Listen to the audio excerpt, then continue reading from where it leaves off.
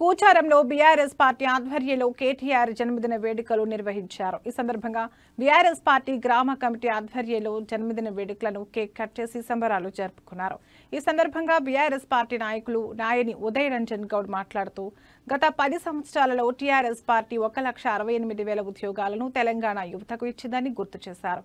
అంతేకాకుండా కేటీఆర్ అన్న ఐటీ శాఖ మంత్రిగా హైదరాబాద్ నగరంలో ఎన్నో కార్పొరేట్ సంస్థలను నెలకొల్పి తెలంగాణలో ఉన్న లక్షలాది మంది యువతీ యువకులకు ఉద్యోగ అవకాశాలను కల్పించిన విషయాన్ని గుర్తు చేశారు.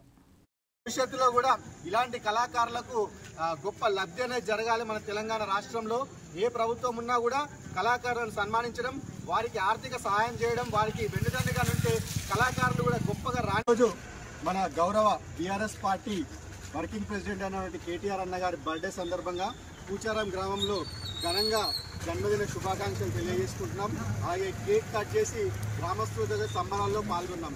ఈ సందర్భంగా గత 10 సంవత్సరాలలో కేటీఆర్ అన్న ఐటీ శాఖ మంత్రిగా ఉన్నప్పుడు ఎన్నో లక్షల ఉద్యోగాలు క్రియేట్ చేసిండు. ఇవాళ హైదరాబాద్లో ఎన్నో ఐటీ కంపెనీలు హైదరాబాద్కి వచ్చి సాఫ్ట్వేర్ కంపెనీలు అన్నీ నెలకొల్పి ఇవాళ ఎంతోమంది యువతకి పరోక్షంగా ఉద్యోగాలు కల్పించిన ఘనత కేటీఆర్ అన్నది. అలాగే మన గత బీఆర్ఎస్ ప్రభుత్వం కూడా 1,68,000 ఉద్యోగాలు ఇస్తామని చెప్పి ఇచ్చింది. కాబట్టి ఇంకా ఇప్పుడు కొత్త ప్రభుత్వం వచ్చి నోటిఫికేషన్ ఇవ్వకుండా మనం ఇచ్చిన ఉద్యోగాలనే ఇంకో 40 దాదాపు 2 లక్షల ఉద్యోగాలు ప్రభుత్వ ఉద్యోగాలు బీఆర్ఎస్ గవర్నమెంట్ ఇచ్చింది.